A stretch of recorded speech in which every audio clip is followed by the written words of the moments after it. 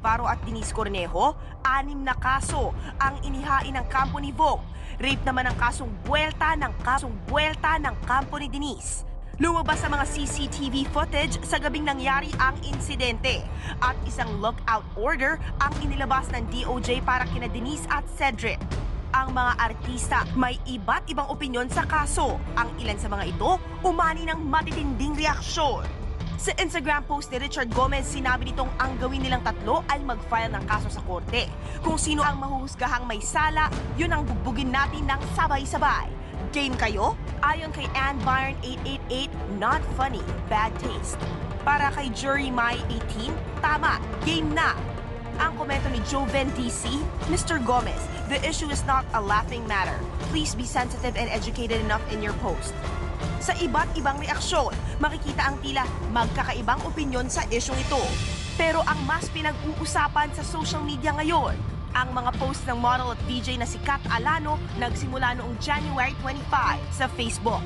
Justice from the universe. Thank you. After 9 years. Karma, people. Don't ever underestimate it. Just be patient. The truth always comes out. Sa sumunod na araw, January 26. I think it's appalling how people are so quick to defend those accused of rape. This is why so many people get raped. That's a fact.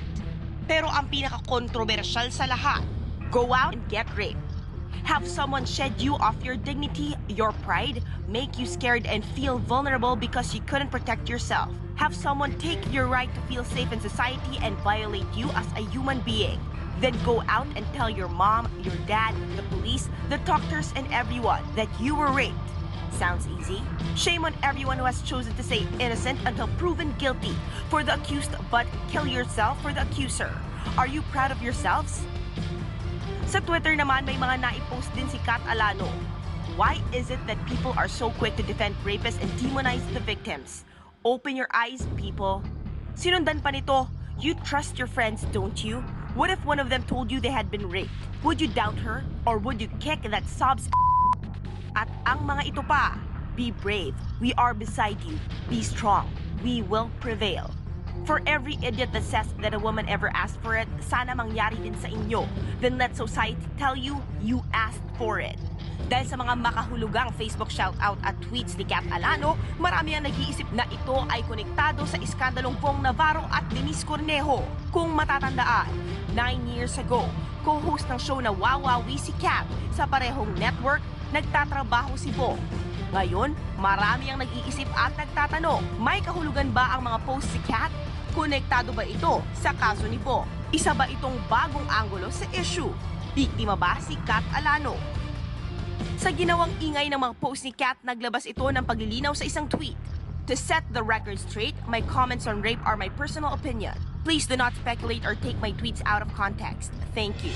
Sa laki ng iskandalong kinasasangkutan ni Vhong at Denice ngayon, hindi maiwasang maging emosyonal na lahat sa kasong ito. Ano man ang sabihin ng mga tao, artista man o hindi. Ang mahalaga, makamit ang hustisya sa dulo ng kaso.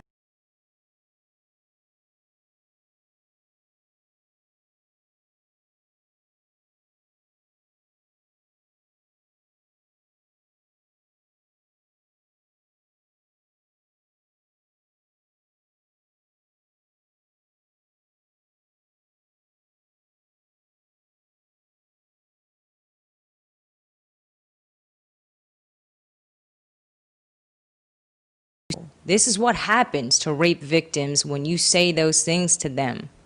This is the trauma that they're going through. These are the things you need to realize for everybody who has ever told anybody they were a liar or that they deserved it. You know, the things that people were saying to me, Mo, pokpok daw ako, nakikisaw-saw lang ako sa issue, na gusto ko lang sumikat, kaya ganun. Gusto ko daw sumikat dahil sa rape. Gusto ko daw na lahat ng tao, malalaman nila na na-rape ako, tapos sasabihin nila lahat ng mga opinion nila sa nangyari sa akin. That's what they think? I'm a whore, that I deserved it? That I deserved to be raped, Mo. That's what they were telling me. I feel bad for you. That anybody who acts malandi or talks about this or because I pose in a bikini or because I was this, my lola daw, pokpok daw yung lola ko. Yung tatay ko daw, he was fucking me as a child. That's why I'm like this. I deserve to have acid thrown in my face. I should be careful because one bullet is all it would take to end my life. These are the things that people were messaging to me in the hundreds on social media. When they first asked me to do this talk, one of their first questions to me was, why did it take you so long to come forward? You see, in 2005, when I was 19 years old, I was raped. I was drugged and raped by a Filipino celebrity who is still on TV today. They asked me, why didn't I come out sooner, knowing that this man was a rapist and could possibly do more harm? I think that all rape victims go through that process in their head. The conflict between coming forward and exposing a criminal of the worst kind and staying silent for their own sanity and protection. Being raped is one of the most horrible, How do I know this to be true, you might ask? Well, I'm going to tell you. In 2014, I read a news headline in which another woman accused the man who raped me of having done the same thing to her.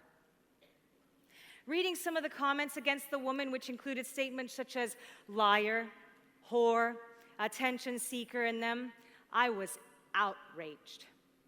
I took to social media and I fought back, telling people they had no right to treat her that way, that they had no idea who a rapist was or could be, and that they shouldn't promote rape culture. Privately on my personal Facebook, I wrote a message of celebration. Karma from the universe. Justice finally after 9 years. Of course, someone leaked my statements to the press, and my life was destroyed.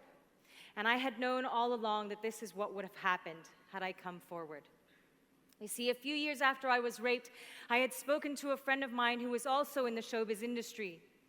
To my surprise, I discovered that she and I had been through a similar experience, and that her perpetrator is a very good friend of the man who raped me.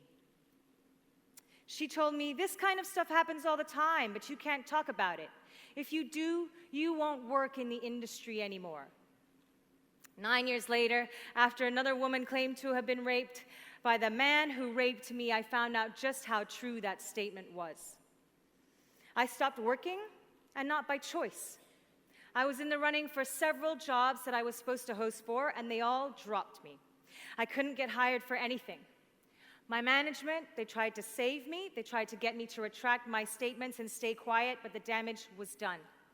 No matter how professional and experienced of a host I was, it meant nothing. The industry I had grown up in since I was 18 years old had chewed me up, spat me out, and left me out in the cold, just like I had known would happen all those years ago.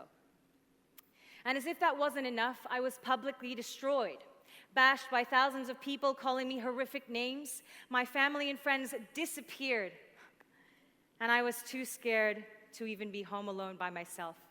I even received death threats for speaking up. Now, some people might ask, why keep speaking up then? Why continue this battle if it has cost you so much? Why not just stay quiet and walk away? Or my favorite, why don't you just file a case? It's interesting that I worked for the same media company as my rapist all those years ago, because I was given very clear insight into the behind-the-scenes operations when it comes to something as scandalous as this. I suppose when you control the news and media, it is very easy to cover these things up.